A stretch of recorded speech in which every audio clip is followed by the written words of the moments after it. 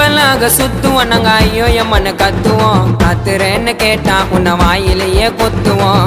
எங்க புள்ளிங்க எல்லாம் பயங்கரம், எங்களை பார்த்த தமன மயங்கி ஓய்ந்துரும். உண்மைங்க நயன்தாராவ கூட விழுந்துரும்.